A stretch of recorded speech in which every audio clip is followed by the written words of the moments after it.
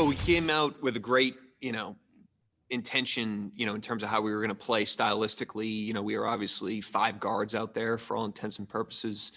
I thought we really, attacked really well. We hit the paint, we sprayed it around.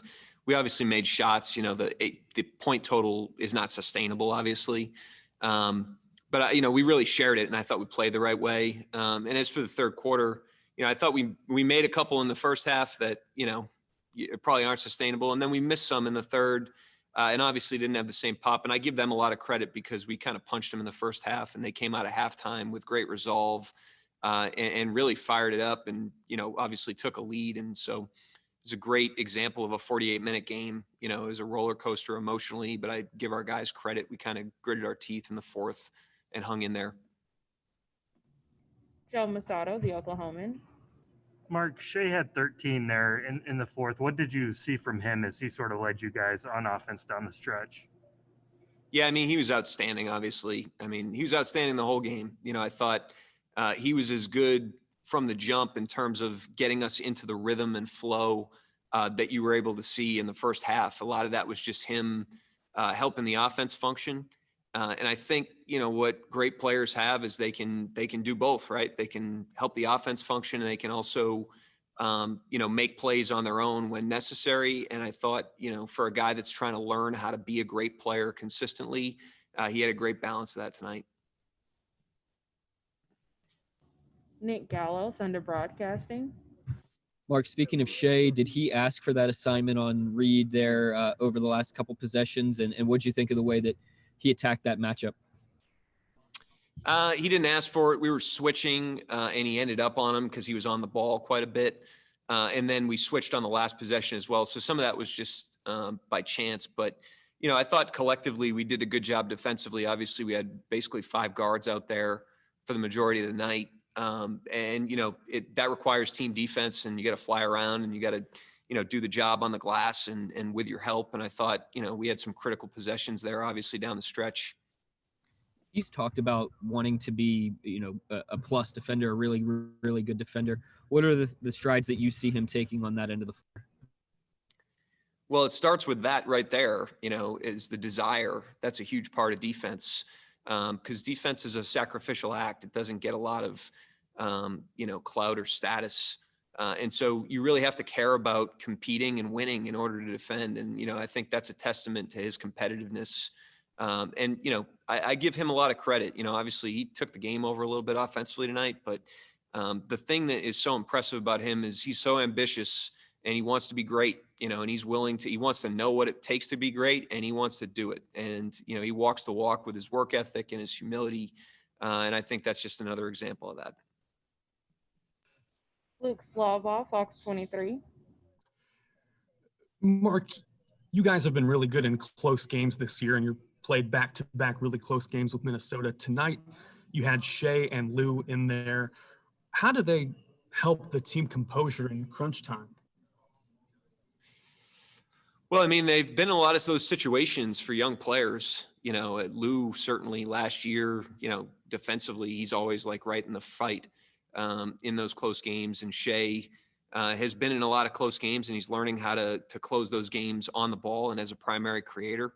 So those guys have done a really good job. Our whole team has. I think we've just kind of learned and just put our best foot forward. And the thing I give our guys credit for is that, as I've said before, we pull together, when things get dicey. And obviously it got dicey tonight. And I thought, again, we pulled together. And I think in the close games, when the competition's hot, we have a group that binds together. And I think that's a really good quality for a team. You mentioned you guys binding together when things get dicey. This is now the second consecutive back-to-back where you have lost the first one and come back and won the second one. What does that say about the team's adaptability? Well, these games obviously, were pretty close against Minnesota. They weren't as much of a contrast as some of the other ones we played. But, as I've said before, I think our team does a really good job of being reflective and really trying to learn and grow with a focus on progress. And when you play the same opponent twice, you have a really potent opportunity to do that. And our guys have done that all year. I just really respect the approach that they've taken to the gym and the way that they reflect and look in the mirror after, every single game. And that's, improvement. There's no secret to it. You got to be humble and you got to look yourself in the mirror. You got to figure out how you can get better and then pour into the preparation. And our guys certainly do that. Barry Trammell, the Oklahoman. Yeah, Mark, you played Minnesota Friday night with a shortage of guards. Tonight you played them with a shortage of big men. Does that help? Did that help you as a coach develop in terms of you having to make all kinds of decisions even on the fly tonight with Muscala going out? And does it help the guys learning how to play all kinds of different ways, really big, really small, just the disparity in the way you had to play these two games? Yeah, I think it's a great question. I think it fits into, what we've talked about with, sending guys to the G League or playing guys off the ball or putting guys in different situations.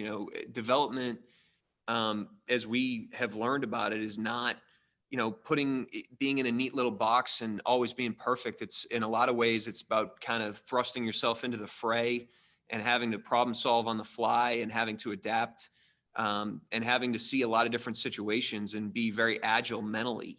And so these last two nights have tested everybody, myself included, on that.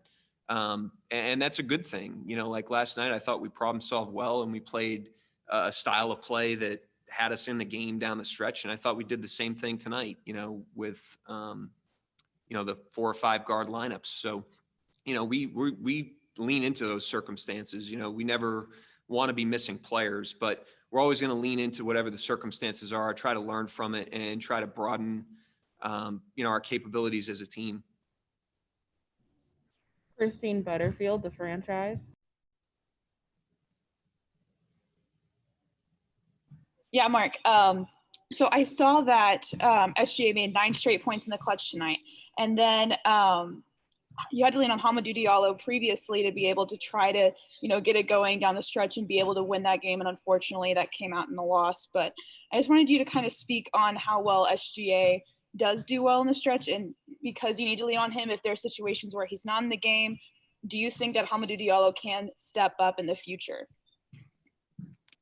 Yeah, I mean, we have great trust in Hami, first and foremost. Like, we wouldn't have him out there in those situations. We would never put a player in a situation that we don't think they're going to be able to put their best foot forward in. And so Hami's experienced a lot of growth, and we feel really good about his trajectory and his development. And as for Shea, this is kind of new territory for him. He's played on high-level teams his first 2 years, but never in this role. And it's kind of a different situational basketball is a bit of a different game, especially for a point guard. The game slows down. It becomes a possession game. Like tonight, they just started trapping him randomly, with 2 minutes to go, and he has to adapt to that circumstance.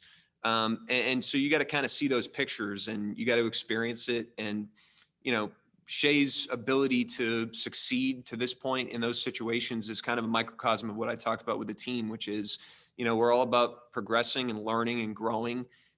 Learning from mistakes, learning from the things we do well, and just trying to, improve day by day. And that's, Shea's done that down the stretch. Hami's done that with his development. And I think hopefully that's something that we have in the water, in our organization. Back to Joe Masato. Yeah, Mark, I just wanted to get your thoughts on what Mike was able to do in that first half scoring wise, and then ask if, do you have any update on his status? It looked like he never came back after taking that shot to the head. Yeah, they ruled him out, soon after that. I don't have an update, to be honest with you. We'll update you guys accordingly, but I don't have anything on that. But in the first half, he was really good. And, I think he would be the first person to say this. He's a recipient of ball movement, and he's a recipient of, other guys creating and making plays. And I thought, his first half, he obviously had it cooking a little bit, but his first half, the opportunities he had were a reflection of the way the team was playing. And he happened to be the guy on the receiving end of a lot of those plays.